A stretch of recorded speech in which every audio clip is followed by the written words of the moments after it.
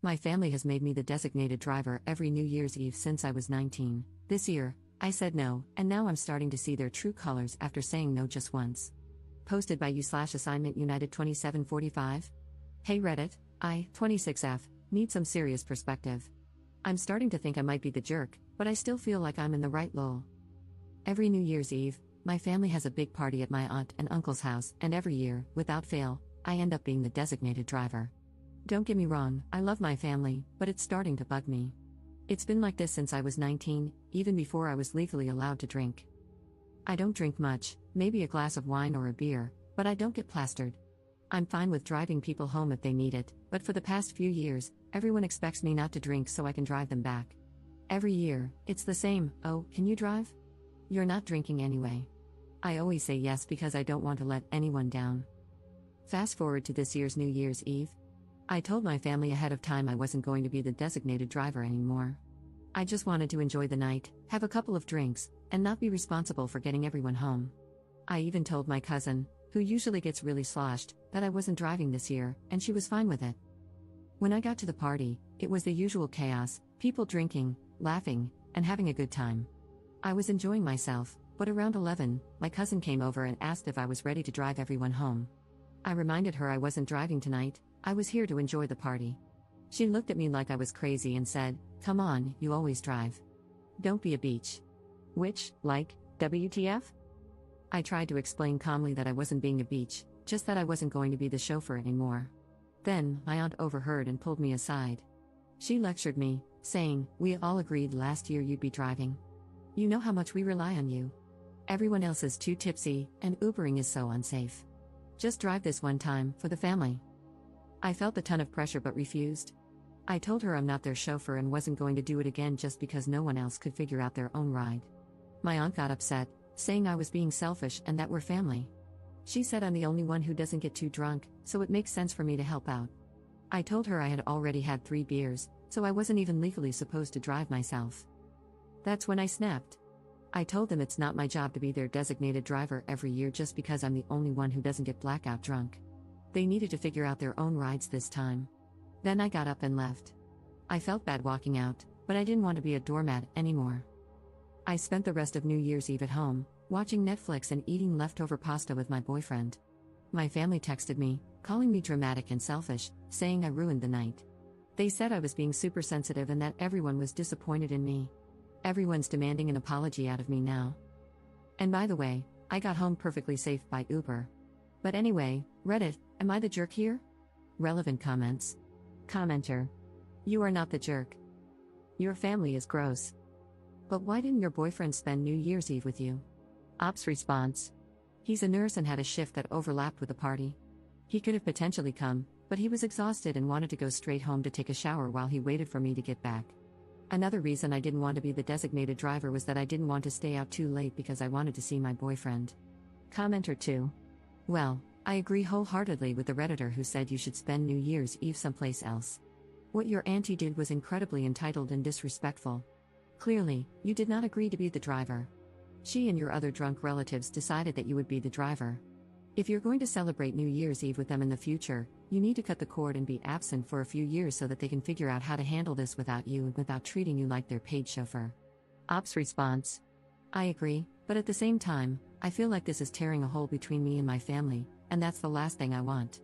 My sister was on my side after hearing both sides of the story. She lives on the other side of the country and is pissed off on my behalf, lol. My parents, however, are embarrassed, and I feel bad about that. Commenter 3. When you got your driver's license, did being the designated driver become a common assignment? Ops response. Not at first, I've always struggled with anxiety, and driving triggered it for a long time. I put off getting my license until I was 18 because of it.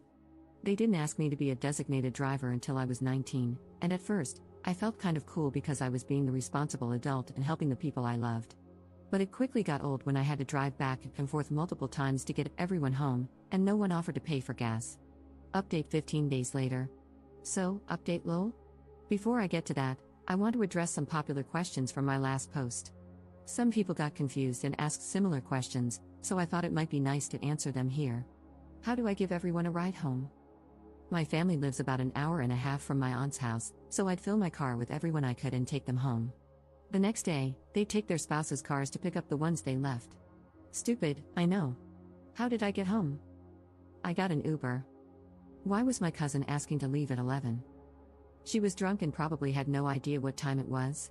My aunt overheard me getting a little upset and pulled me aside, which sparked everything. Now, the update. I ended up sending a text to our family group chat, including those who didn't make it to the party but heard about what happened. I'll copy and paste what I said here.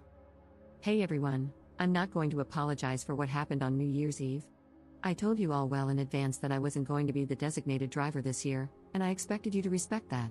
I'm not anyone's personal chauffeur, and I'm done being treated like I'm responsible for everyone else's lack of planning. When cousin's name called me a beach for not driving, that was uncalled for. And aunt's name, lecturing me about being selfish and ruining the night because I chose to enjoy myself instead of taking on that responsibility again? I love you all, but I can't be your punching bag anymore. I'm not going to keep letting myself be the one who sacrifices for everyone else's convenience. I've done it for years, and I'm done.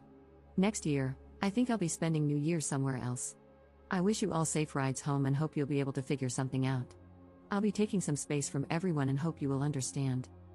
I then made the painful decision of blocking my parents, who have been calling me terrible names and making me feel like complete crap since this happened. I never realized how dark my childhood was with all the gaslighting. My parents are probably the reason I have such severe anxiety. My sister and brother are on my side and equally pissed off at our family, so I still have them at least. I really do want to thank you all. I've always known something was off with my family, but I never realized how much I was taken for granted, how unloved I felt, until now. Thank you for helping me realize that I'm worth more. And to end on a positive note, my boyfriend is now my fiancé. A few days after my post, he proposed. His original plan was to take me to see some cutesy light displays in our town after I got home and propose there, which made my heart melt a little since I knew he was so tired after working lol, but when he saw me walk and crying, he read the room and switched things up. When I was feeling better, he took me to dinner and proposed there. I have no idea how the wedding will go or if my parents will be there, but I'm excited to spend it with the people who love and appreciate me. Relevant comments. Commenter. Did anyone respond to the text? Ops response. I don't know. I blocked everyone who went to the party or asked me to be the designated driver, and then I removed myself from the conversation. Commenter 2. Wow, first off, congrats on the engagement. It sounds like your fiancé is a keeper, he's got that perfect read the room and propose when the vibes are right energy. Honestly, your text to the group chat was iconic. That's some real main character energy right there, setting boundaries and refusing to be everyone's unpaid Uber anymore. I'm glad you stood your ground. You deserve better than being treated like a backup plan for their poor planning. The fact that your parents doubled down with the gaslighting just proves you made the right call by blocking them for now. That's a tough move, but it sounds like you're finally putting yourself first, and that's huge.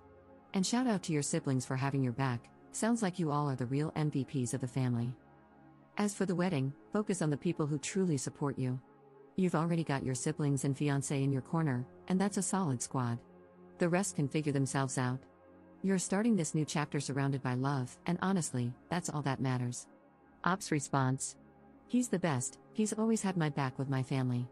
He wanted to come with me to the party to support me because he thought they might act up, but I knew he'd be tired after working, so I told him not to worry about it. He also helped me write this post and has been reading all of your comments, lol, and he says hi. Commenter 3. Congratulations on everything. Please let your parents know that they are uninvited to your wedding until further notice. You don't want to hear from them because their behavior was atrocious, and you will no longer tolerate any disrespect. Ops response. They don't even know we're engaged. I posted it on my Instagram, but they no longer have access to that or my number.